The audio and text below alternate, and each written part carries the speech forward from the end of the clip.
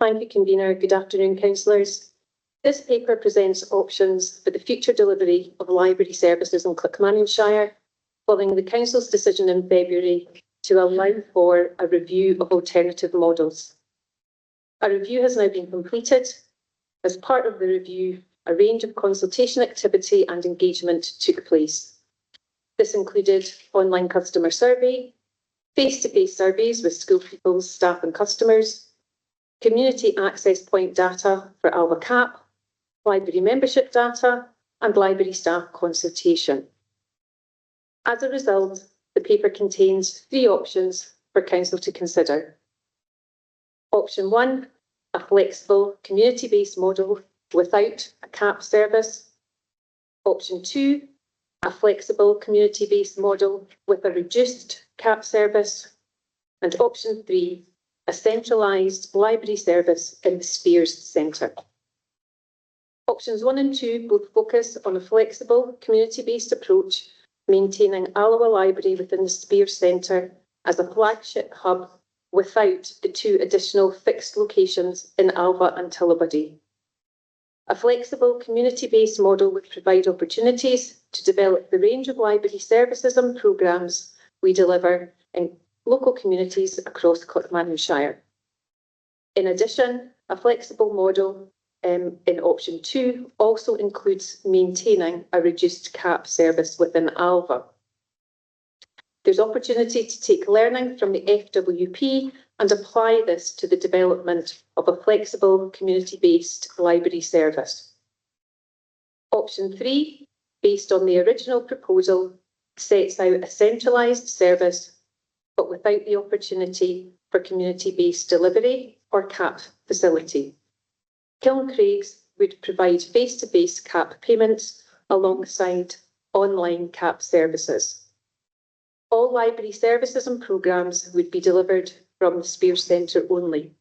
This option includes a slightly increased level of saving. The paper recommends that Council review the 3 options presented in the library options paper contained in Appendix 1 and agree the preferred option. I'm happy to answer any questions. Thank you, Adrian. Do we have any questions? Councillor Coyne? Thanks, Convener. Adrian, option 1, first of all, it would support community groups flexibly and look at what would that be? What's flexibly? So the flexible element would involve us working in collaboration and in partnership with groups that already exist around our communities and in spaces that are already available. It means that we wouldn't be working solely out of the fixed location of the Spears Centre. Okay, thanks. Thanks, Brian. Yeah, okay. If the library service was removed entirely from it, and now we know there's not much footfall, but there is some usage of the libraries in these 2 communities. What do we know about the demographics of the people who actually do use the libraries? I mean, is it old folk, or is it younger people who've got access to transport of some form or other? Who are we disadvantaging if we shut these 2 down? So from the online survey that was part of our consultation, what that showed was 38% of users were over the age of 65. So a withdrawal of services, as described in option 3, does have the potential to negatively impact on older people. But the flexible community-based model described in options 1 and 2 would need to take account of this. But the option in 1 and 2 would have the potential to reach more groups of older customers beyond Alba and Tullibody alone. Okay, thanks. That's fine. Thank you. Councillor Riddle? Yeah, thanks, Chair. I managed to get my papers back up. In 3.1 of the papers, it says that local authorities have a statutory duty to provide adequate library facilities. Has that adequate ever been defined? And if so, what is meant by adequate in that context? Thank you, councillor. My understanding is that there is no current definition of adequate in law. So I think that probably answers the question. I hope. So adequate could mean one library, it could mean 101 libraries. We don't know. So we don't know what the figure is. They're saying there should be a number of libraries there. Am I correct? So what the options are proposing in options 1 and 2, that there would be one venue, and that would also be true for option 3. However, options 1 and 2 would allow us to take the services beyond the limitation of the building. Okay, thanks for that.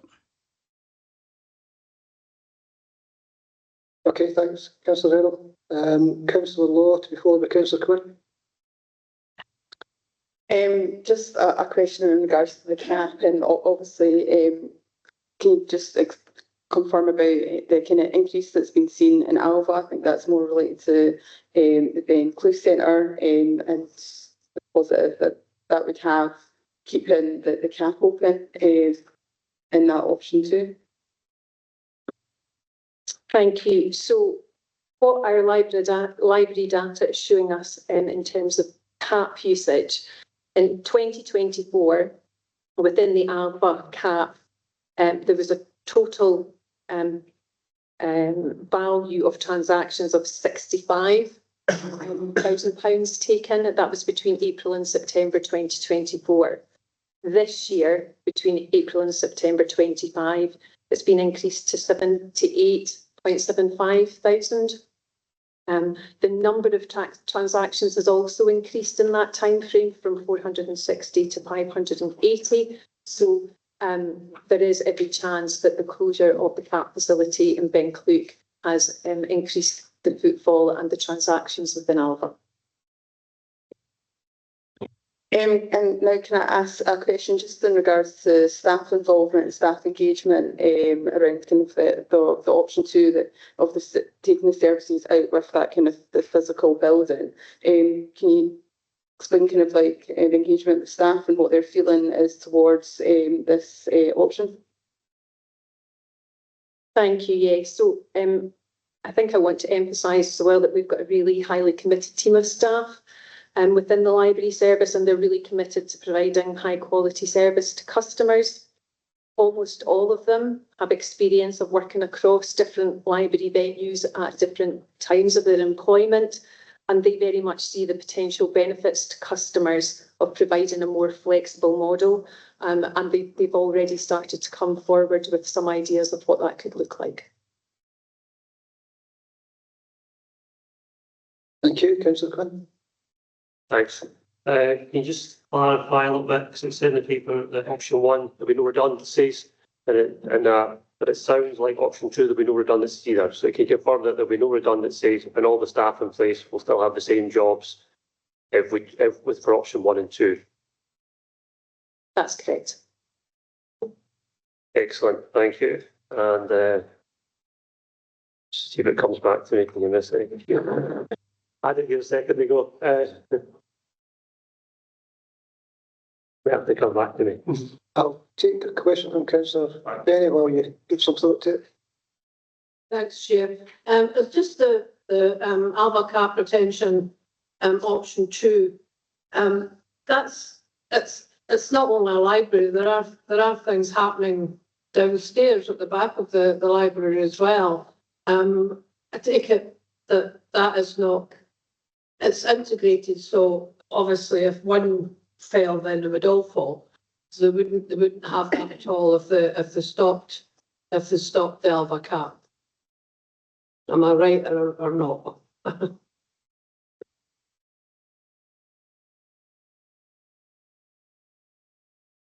If I understand properly, you're asking if a reduced cap service would continue in option 2 within Alva, is that correct? Option 1 In Alva.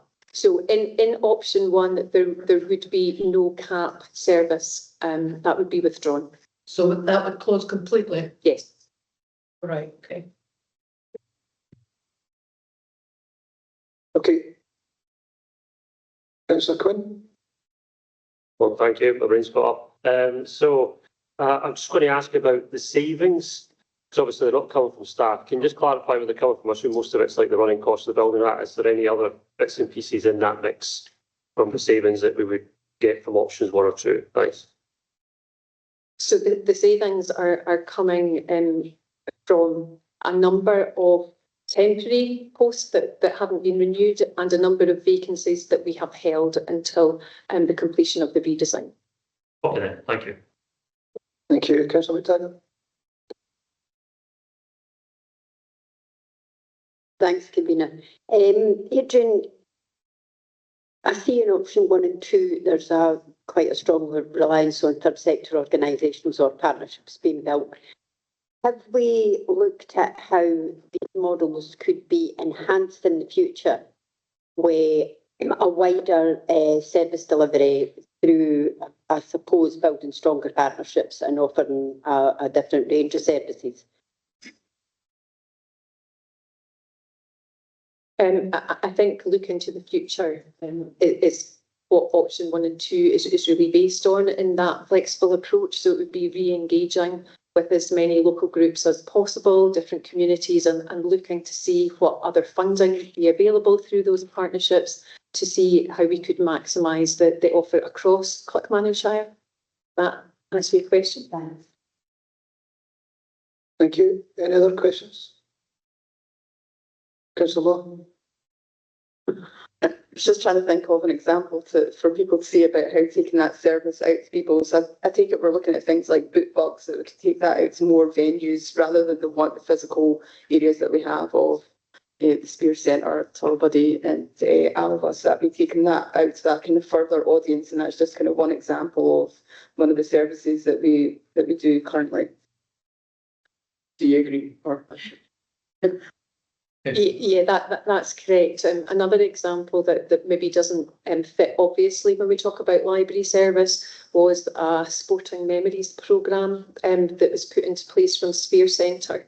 So a flexible approach could allow for us to take that programme into care homes rather than rely on elderly people coming into a particular venue.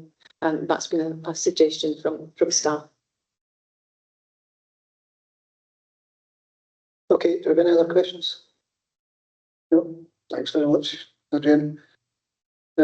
So, Councillor Lindsay, this paper is very similar to one we've dealt with already. It came from an amendment in the budget back in February, and it's presented in similar fashion to the paper that we've dealt with already, which has got options on it. You need to set on an option in the ones that are provided in the paper. Councillor Lindsay, could you move paper and indicate reference position in the paper, please? Just in case I don't understand. I don't want to upset Councillor Coyne, so I'll be as clear as possible in the option. I'm sure the convener will make sure that we're clear on what we're voting for as well. So yeah, thanks for bringing the paper forward. As the convener's already outlined, another paper which is a result of an amendment that was put forward at the budget meeting in February.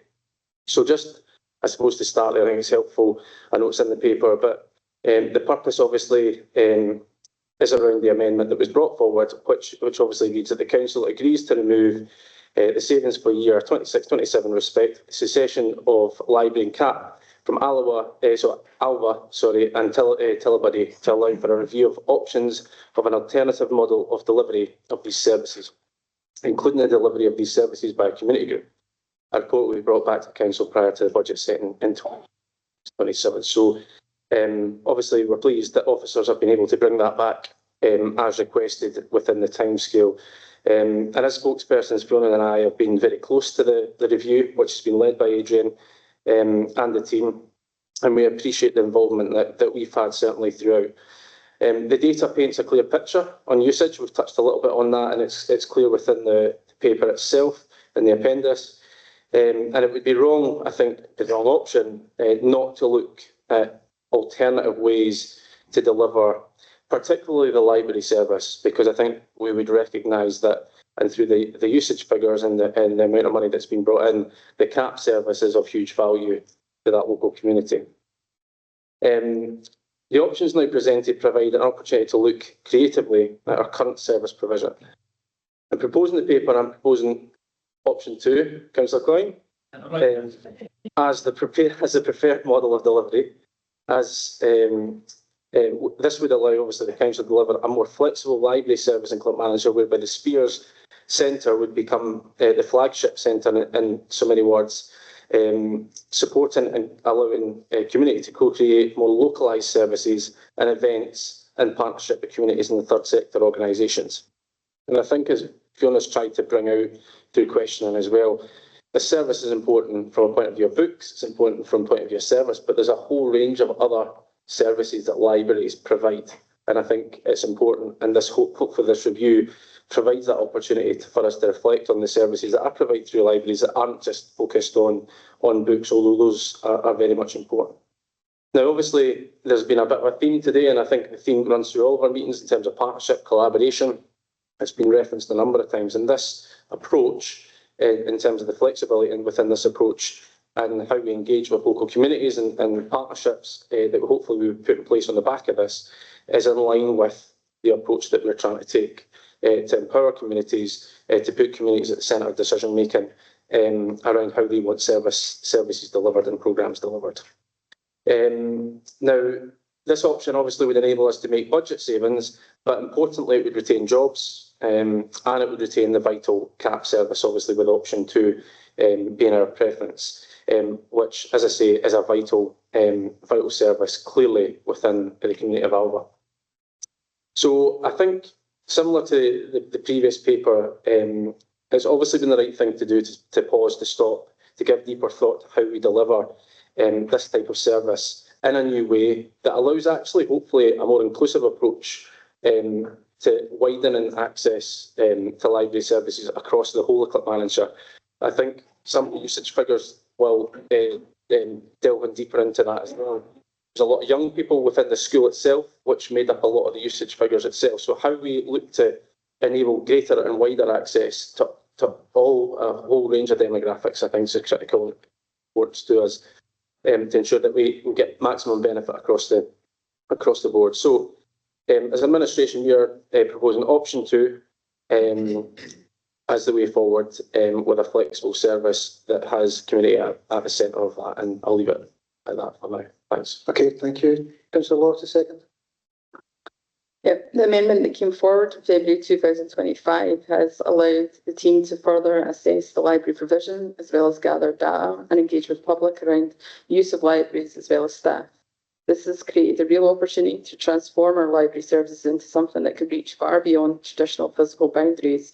The Spear Centre in Alloa will become the anchor point, a flagship hub of our library services, which will enable us to deliver a flexible locality model that moves throughout Clackmannanshire. This means that taking services to where people are rather than expecting them to come to us. And option 2 supports this vision while retaining the community access point in Alva, which is importantly retaining this facility within the Hill Foots. Thank you. Thank you. The paper is now open for debate. Anybody wish to debate the paper? Councillor Bursilly. Thank you, Chair. I'm happy to support option 2, or B in my world.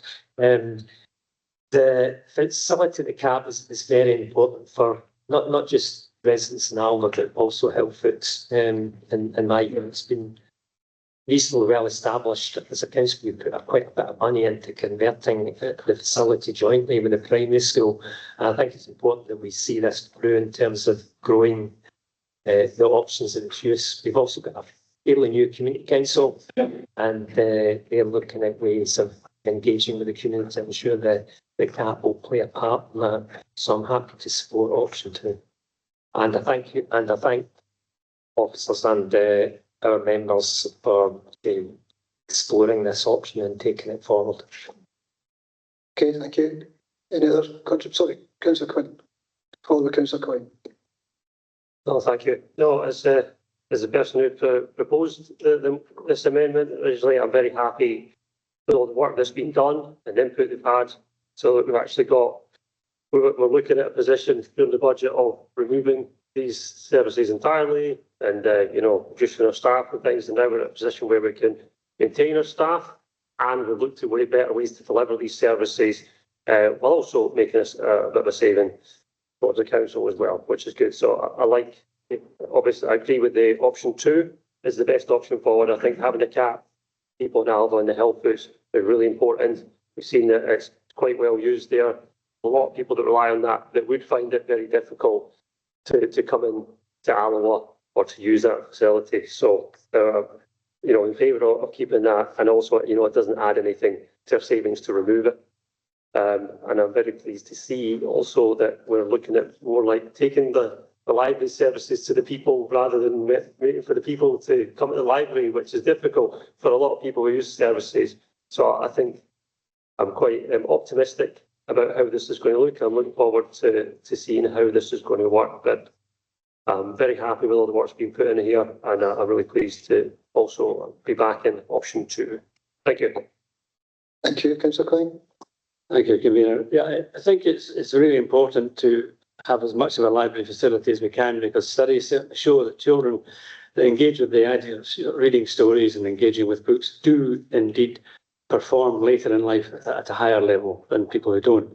And they learn the process, how to absorb material, digest it, and regurgitate it later on, and that stands them in good stead in academic or commercial careers. So, changing the model from a static one to a targeted one, I think it helps to enforce that, or to reinforce that. And therefore, I'm definitely in favour of retaining library services. So option 3 is out for me. I think retaining the cap is an important thing too, because the county divides into roughly 2 areas. You've got the hill foods, so it needs a cap, if you like, accessible, and you've got one here in Alloa. So I think that, and there's one in, no, there isn't anymore. Yeah, and that means that option 2 for me is the only option. Thank you. Okay, thank you. Any other contributions to debate? Just I agree with that. Thanks, Martha. Councillor Lindsay, to sum up. Yeah, just very, very briefly, just a thanks, I suppose. Thanks to Adrian for leading the consultation. I think it's been really helpful for us as well. Lots of engagement. But just thanks to the staff as well. Affected, it's another one of those ones that require review, maybe can cause some discomfort in some senses in terms of what the outcome of these things might be. So thanks to staff who understand, have been really engaging, and actually hopefully quite excited about the next step as we go forward. So just thanks to staff for their patience and contribution, and yeah, thanks for the support. See, that was quite easy, eh? Option 2, we're all good. Yeah, the option B, Donald. Okay, so on the basis that I'm hearing nobody at all present an option beyond option 2, I'm happy to approve the paper with option 2 being the outcome. Don't make it difficult. Agreed? Yes. Okay.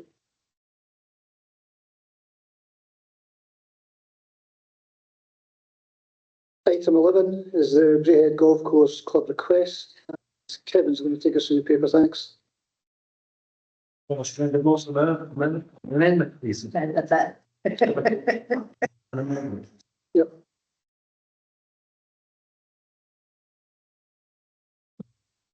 Thank you, Convener. The paper before members today seeks a determination by council with regards to a request received from Braehead Golf Course to waive conditions from a historic loan agreement entered into by the former district council to permit a sale of land to fund investment within the course.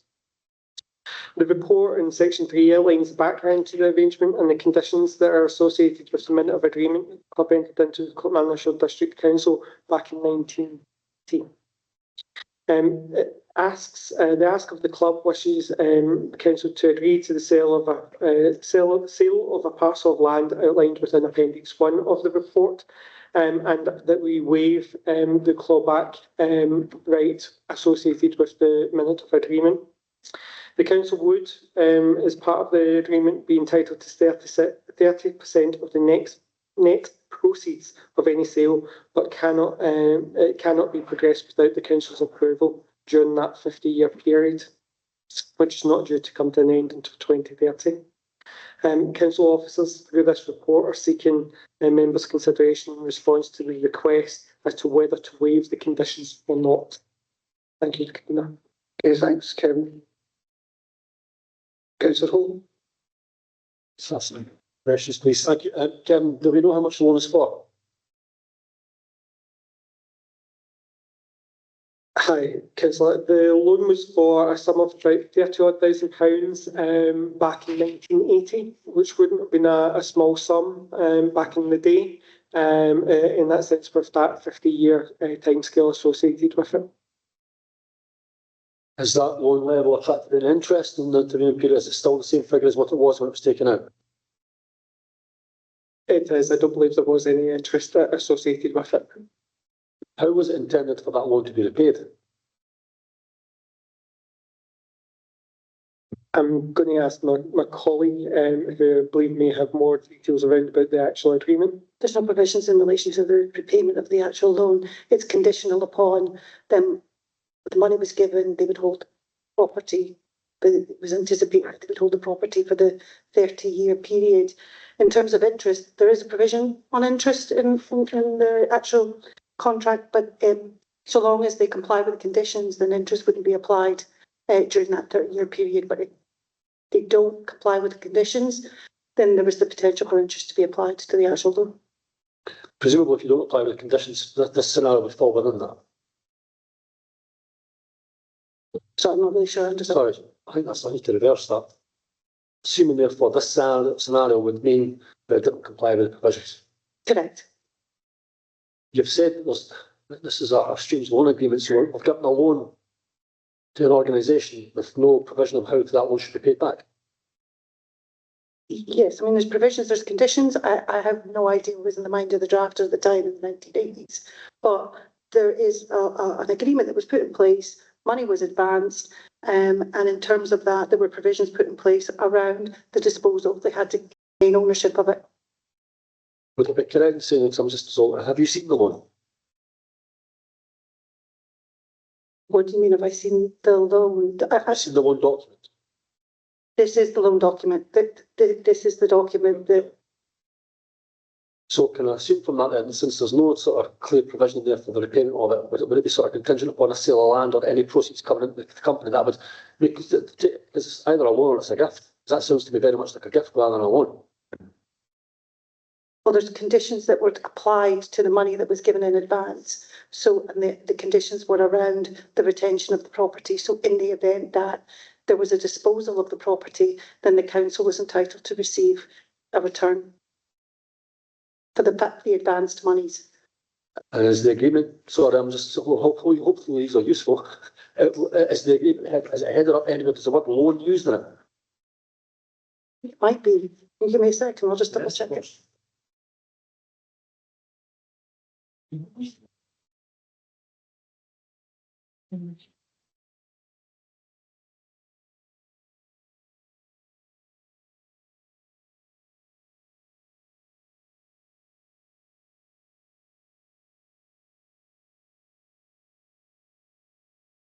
Yeah, clause second of the actual. So it basically it agrees with the parties about the parties agree to have received the sum of £37,500.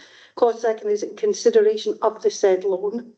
The golf club hereby undertake. It's basically around the constitutional rules that provide the facilities offered will be available to the public at large. And then there's the provision about that the council agree that so long as the conditions referred to in that clause are observed, then it won't charge interest, and it goes on and on and on. But doesn't it actually anywhere set a scenario which describes how that 37,500 would come back again? On disposal. So if they did on disposal of disposal, the money's made. Sorry if that wasn't clear, right? So just to be clear, that's the point. That's what I'm trying to get. So the only way in which this loan, which was given of taxpayer money to an independent organisation, was given on the basis that it would be paid back if they sold, disposed of that asset.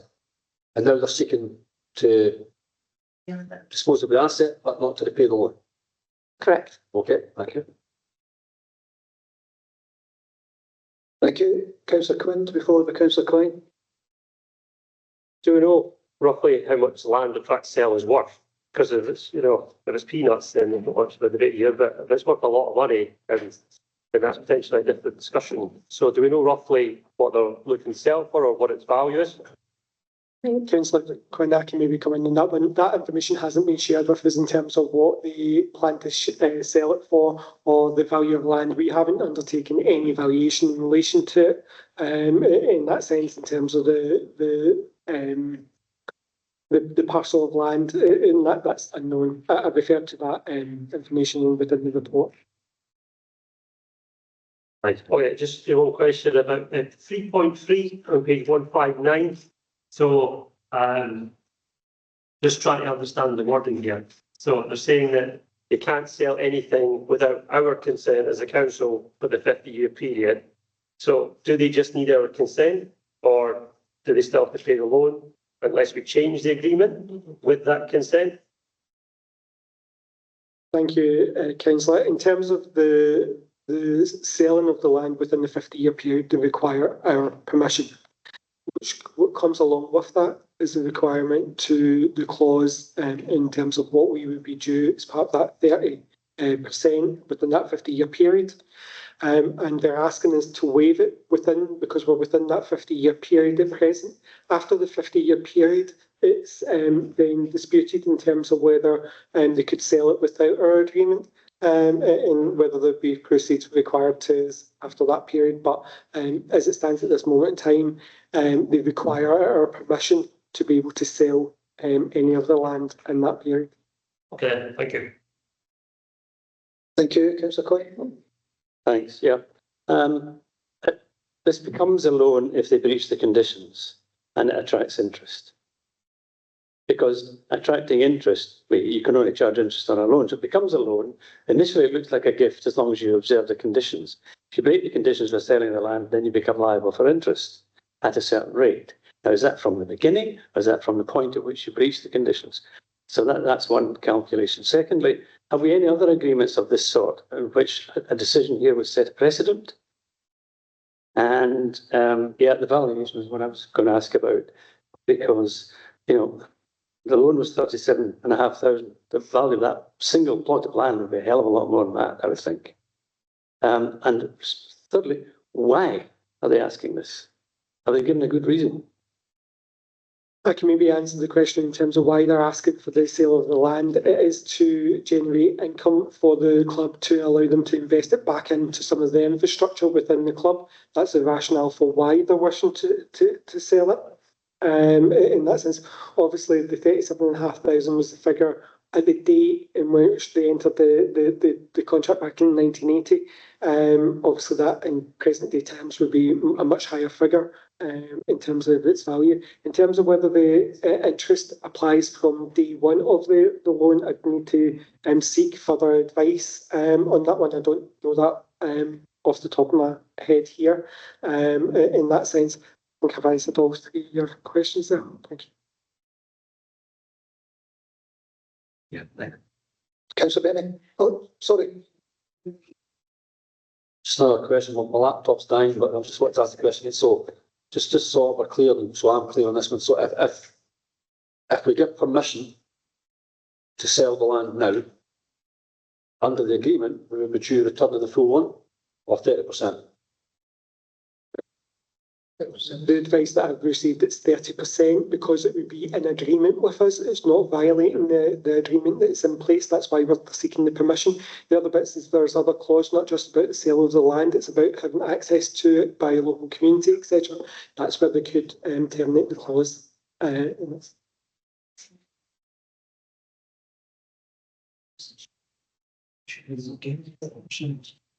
Sorry, yes, sorry, Councillor, just in terms of the clarification, what they are asking is not just to be able to sell the land, but it's also to waive the 30%. Yeah.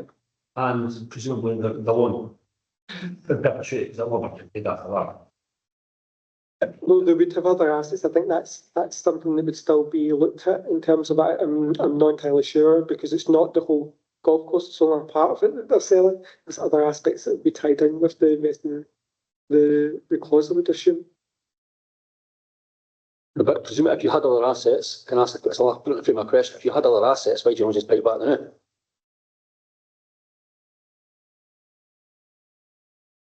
I agree. What I'm saying is the asset bit that does look to sell isn't just the bit that we have given them, or it's not the only asset they own, it's the rest of the golf course as well. So there was one question that asked about, was the precedent, yes? Councillor Coyne, can you use your microphone? Thanks. Yep, sorry, I'd asked about the precedent, Kevin, if we had any other similar arrangements in place that this might be a precedent for. Councillor Coyne, I'm not aware of any, but I don't know if I have no idea. To be perfectly honest, there could be a number of arrangements we put in place, there might be not. They come up ad hoc, so I think that we would bring them as soon as we are available. It's not something that I've got privy to in terms of legal, in terms of those agreements. The one thing I would say is, in terms of this agreement, there was a fixed charge put over the property, like a standard security you would get over your own properties when you take a mortgage.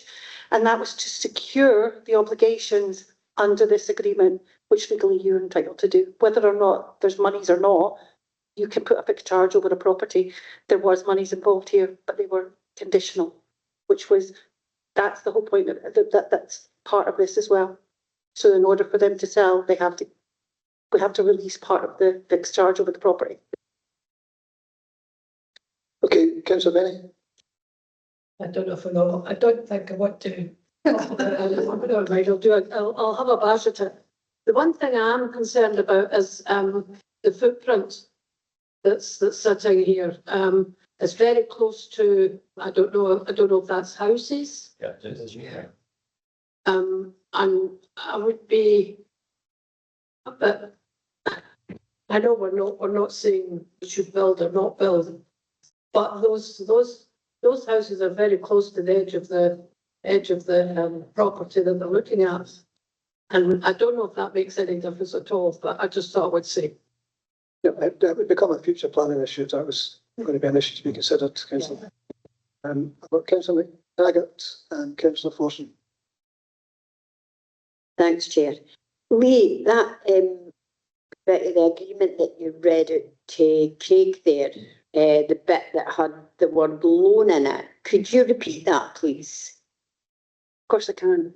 So basically, the agreement says that the parties have agreed and hereby agree, first, that the golf club acknowledges that they've received from the council the sum of £37,500. And in consideration of the said loan, the golf club hereby undertake their constitution and rules for governing the club will provide the facilities offered by the club will be available to the public at large on payment of such member fees, green fees, etc. And then there's references to loan throughout the whole document. Right, 3.3 in the papers. I'm just going to get this clear because actually there's a bit of ambiguity there. Minute agreement does not permit the club to sell any of the land without council consent for a period of 50 years without needing to repay the loan. Right, that's that bit. Beyond this point, the council would be entitled to 30% of the net proceeds from any sale. So we're saying that up to the point of 50 years, Question asked about that. the loan would be repaid if any of the land was sold. Beyond 50 years, the council still would get 30% of any profit made or any amount made for that sale. So there's a bit of ambiguity about the 30% and the 37, whatever, 38,000. But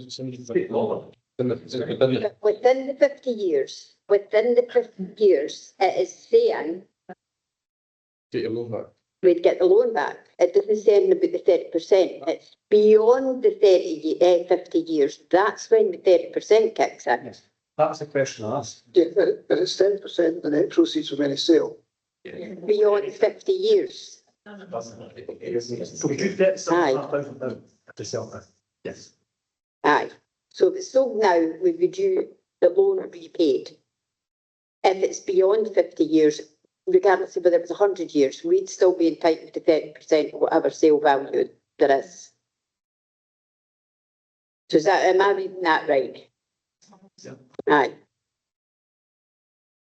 Councillor Forson. Jane, can you put your? Oh, sorry. Do we know if there are any planning approvals, conditions, etc. on this piece of land at the moment? I'm not aware of any at the moment. I don't know of any application that's come in. I suspect they're waiting for this decision.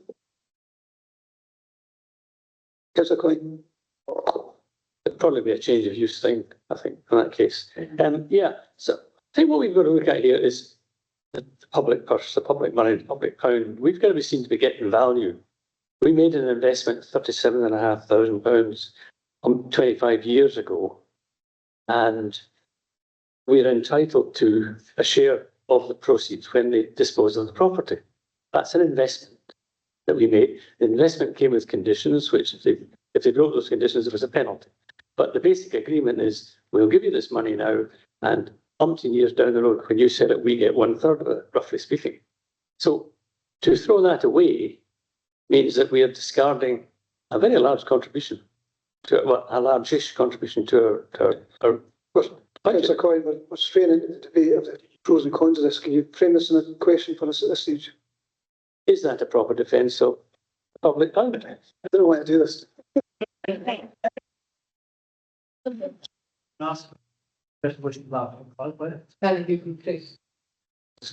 going to ask a question? See the 30%. I think we're clear on one thing, is that, correct me if I'm wrong, it's a case. So, can I We've just, agreed, Councillor Holden, before you ask the question, if this is about seeking some legal advice or guidance on this, it's not. right, okay. It's not, it's purely about clarity on just to ensure we conduct the business properly. So we've had clarification that the full amount of the loan would be outstanding if, based on the loan agreement, if the land was sold now, unless we agreed to waive that. But after the 50-year period, it reduces to 30%.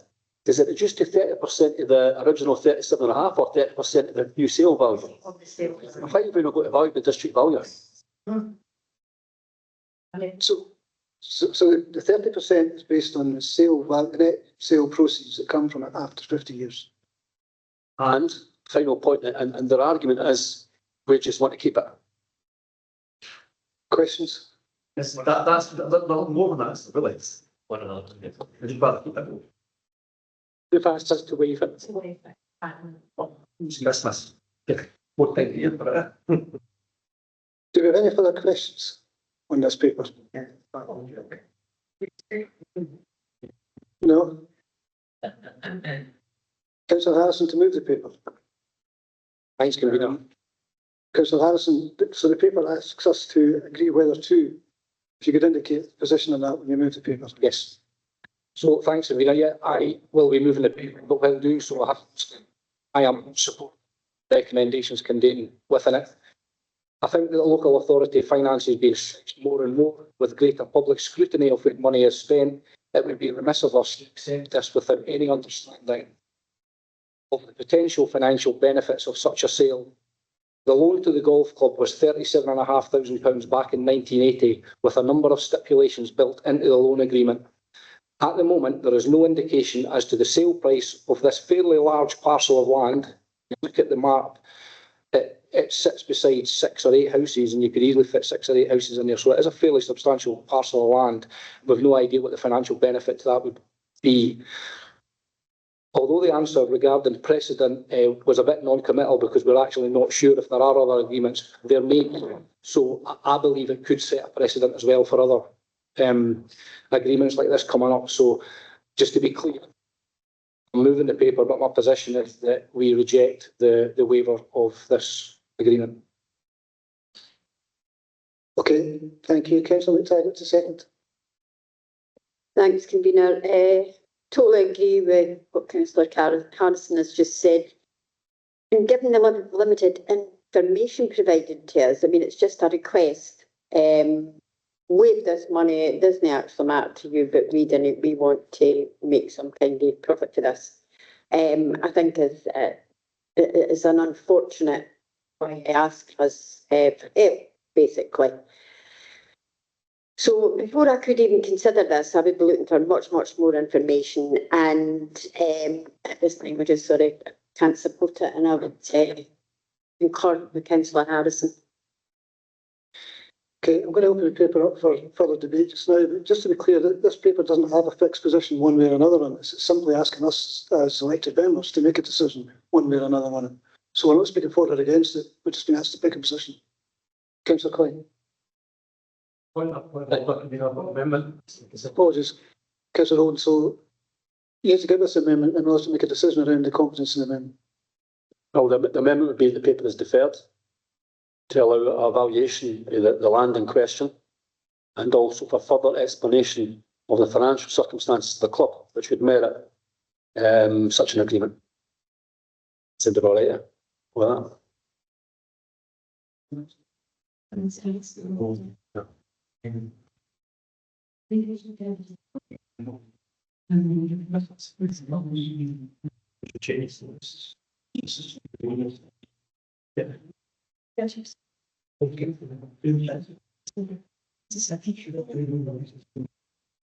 Okay, Councillor Owen, we're happy to accept the amendment. It's been competent. Do we have a seconder for the amendment?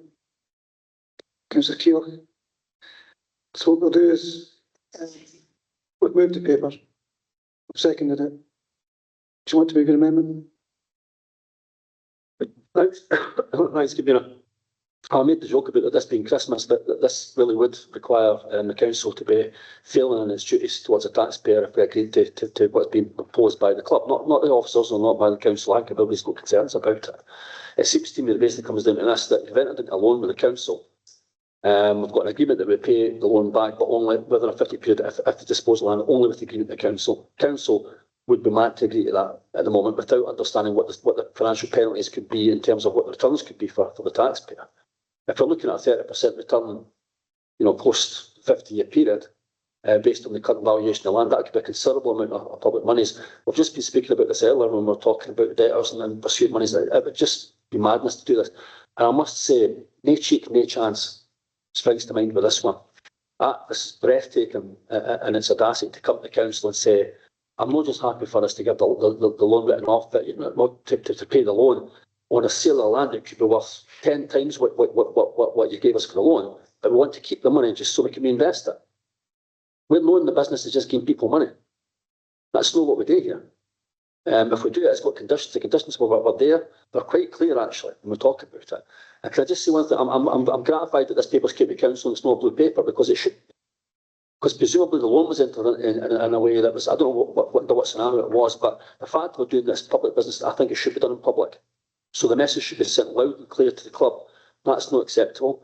Give us the information about which determines why you need to sell the land and why you need to break the agreement just now.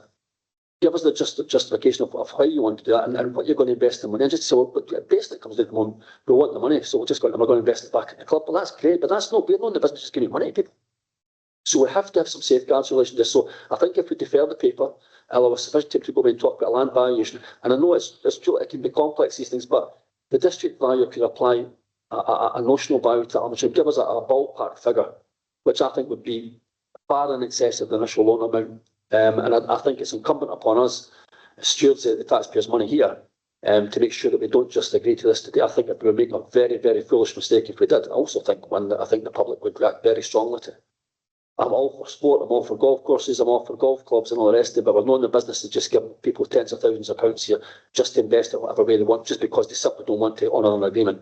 That's not appropriate. So I think with the amendment they'll put forward, that would allow us at least to come back to council to understand what we're talking about in terms of quantum here. What does this mean to the council? What does it mean to the taxpayer? And what the benefits are of holding on another 3-4 years, is it? 5 years, basically. And that's why the club have came just now. Clearly they came just now because worst case scenario they'll need to pay back £30,000. I think it'd be public interest to wait it out and to get the 30% of whatever the value is about now. That might not be to the interest of the club. We're not here to act in the interest of the club, we're here to act in the interest of both the council, taxpayer. Okay, thank you, Councillor Keogh. Second the motion, amendment. Always second. Okay, the amendment's open to debate. Anyone wish to debate the amendment? Councillor Harris is before the Councillor Coyne. Thanks, Convener, and thanks, Craig, for putting that forward. But I'm not sure the amendment would give us over and above us just saying today we're rejecting it, because they could come back, we'll get a valuation, and it's worth £1 million. But we'll still reject that because we're not going to give up 30% of £1 million. So I think, well, I can see where you're coming from. I actually don't think it gives us anything other or anything different to us just rejecting it today. And we'll just, that's the stance where we're coming from. So in future, if they come back and say, okay, we want to sell it and we want to adhere to the terms of the loan agreement, and here's how much we're trying to sell it for, then we've got to make a decision that says, right, okay, we're going to do that. But I think right now, deferring it, we're going to come to the same situation where we're not agreeing to waive the terms of that agreement. Okay, thank you. Can we just address the comments of the chair and respond to this, Councillor Coyne? Thank you, convener. I think, and I don't mean this unkindly, I think Councillor Holden did a marvellous demolition job on his own amendment, because he like I am, he was strongly against the idea of giving away large sums of money. And I think if we as a council are minded under no circumstances to accept this, even if it came back with numbers attached, then I don't see the point in delaying it. If, on the other hand, we're divided as to whether we should reject it out of hand, then let the amendment stand, is what I would say. So if amongst us we're unanimous that we'll be kicking this into the Clyde, then let's not bother with delaying and I say accept and reject the amendment. But if some of you feel that the position might change, then the amendment would be good. Thank you, Councillor Law. I was just wondering if we went to get the valuation, would that cost us money? And if it was going to cost us money, I don't think we should be burdening that price, that we should have that burden, because then again, we're spending money that I don't think we should be spending. So if that was going to go ahead, I don't think it should be the council that would incur that cost. Thank you, Councillor Forster, followed by Councillor Vasili. Yeah, I mean, I have to admit, when I kind of read the paper and the options, my gut was the exact same as Councillor Holden's, and that was, well, we need to find out what the land's worth, and we need to find out what they want to do with it, and we need to find out X, Y, and Z. But then when we had kind of discussions about it, we were like, well, actually, would we be considering giving up 20, 30, even £5,000 of public money at the moment? We've just had a discussion earlier on where we were debating, kind of removing discretionary rates relief from organisations that deliver such a lot in our communities. And, potentially, even the repayment of that loan would cover that cost for 1 year, or, the sale of it could potentially cover more. So I think I have to kind of go with the position that, we were saying, and it's just an outright refusal. Councillor Vasili. Thank you, Chair. From my point of view, approaching Christmas time, picking up the theme, I think the golf club are clearly approaching us are effectively a gift, whereas it flies firmly in the face of the legal agreement that was agreed way back in 1980.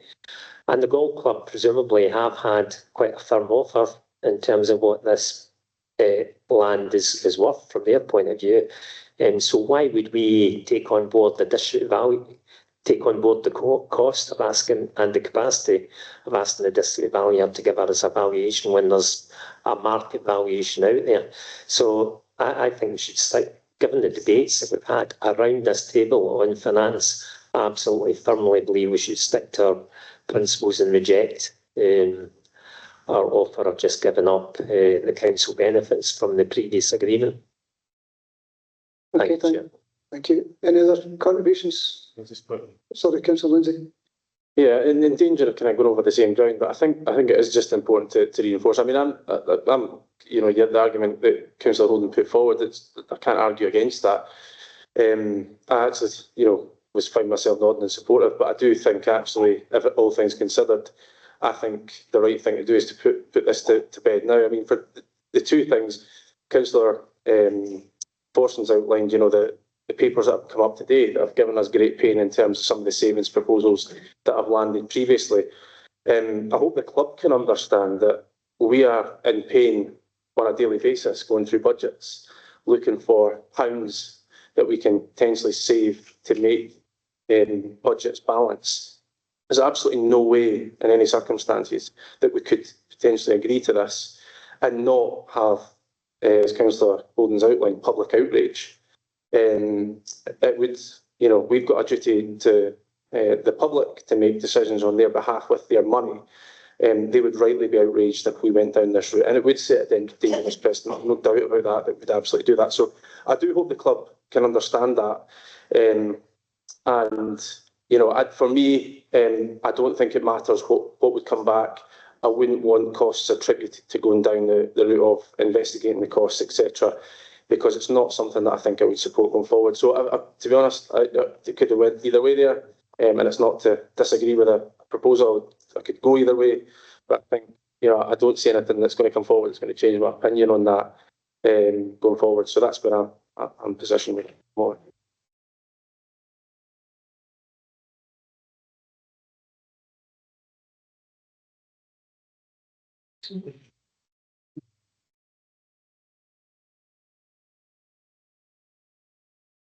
Okay, colleagues, I'm going to take a 10-minute adjournment for some advice from legal officer before we go ahead any further in this debate and vote process.